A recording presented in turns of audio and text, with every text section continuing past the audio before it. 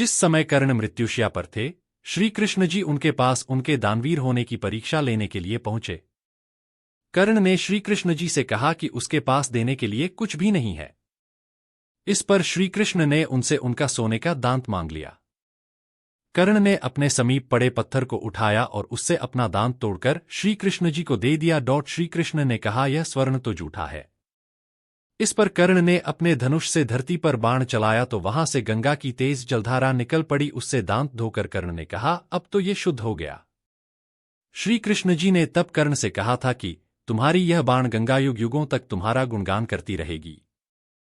घायल कर्ण को श्री कृष्ण जी ने आशीर्वाद दिया था कि जब तक सूर्य, चंद्र, तारे और पृथ्वी रहेंगे, तुम्हारी दानवीरता का गुणगान तीनों लोकों में किया जाएगा। संसार में तुम्हारे समान महान दानवीर न तो हुआ है और न कभी होगा। कर्ण ने एक बार फिर अपने दानवीर होने का प्रमाण दिया, जिससे कृष्ण काफी प्रभावित हुए। श्री कृष्ण ने कर्ण से कहा कि वह उनसे कोई भी वरदान मांग सकते हैं। कर्ण ने कृष्ण जी से कहा कि एक निर्धन सूत पुत्र होने के कारण उसके साथ बहुत छल हुए हैं। अगली बार जब कृष्ण जी धरती पर आएं तो वह पिछड़े वर्ग के लोगों के जीवन को सुधारने के लिए प्रयत्न करें। इसके साथ कर्ण ने 2 और वरदान मांगे। दूसरे वरदान के रूप में कर्ण ने यह मांगा कि अगले जन्म में कृष्ण जी उन्हीं के राज्य में जन्म लें, और तीसरे वरदान में उन्होंने श्री कृष्ण से कहा कि उनका अंतिम संस्कार ऐसे स्थान पर होना चाहिए जहां कोई पाप ना हुआ हो।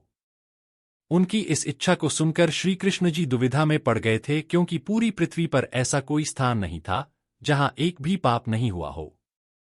ऐसी कोई जगह न होने के कारण श्री कृष्ण ने कर्ण का अंतिम संस्कार अपने ही हाथों पर किया। इस तरह दानवीर कर्ण मृत्यु के पश्चात साक्षात वैकुंठ धाम को प्राप्त हुए। तापी पुराण के अनुसार जब कुरुक्षेत्र युद्ध में दानेश्वर कर्ण घायल होकर गिरे तो कृष्ण ने उनकी अंतिम इच्छा पूछी थी। कर्ण ने कहा, द्वारिकाधीश, मेरी अंतिम इच्छा है कि तुम ही मेरा अंतिम संस्कार एक कुंवारी भूमि पर करना। सूरत में तापी नदी ही कुंवारी नदी है, जिसे कुंवारी माता नदी भी कहा जाता है। इस नदी के किनारे कर्ण का मंदिर है।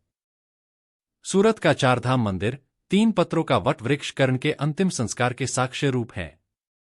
तापी नदी के किनारे कर्ण का शवदाह किए जाने के पश्चात पांडवों ने जब कुंवारी भूमि होने पर शंका जताई तो श्री कृष्ण जी ने कर्ण को प्रकट करके उससे आकाशवाणी द्वारा कहलाया था कि अश्विनी और कुमार मेरे भाई हैं, तापी मेरी बहन है।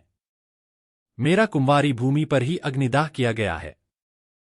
पांडवों ने कहा, हमें तो पता चल गया, परंतु आने वाले युगों को कैसे पता चलेगा। तब भगवान कृष्ण ने कहा कि यहां पर 3 पत्रों का वट वृक्ष होगा जो ब्रह्मा, विष्णु और महेश का प्रतीक रूप होगा।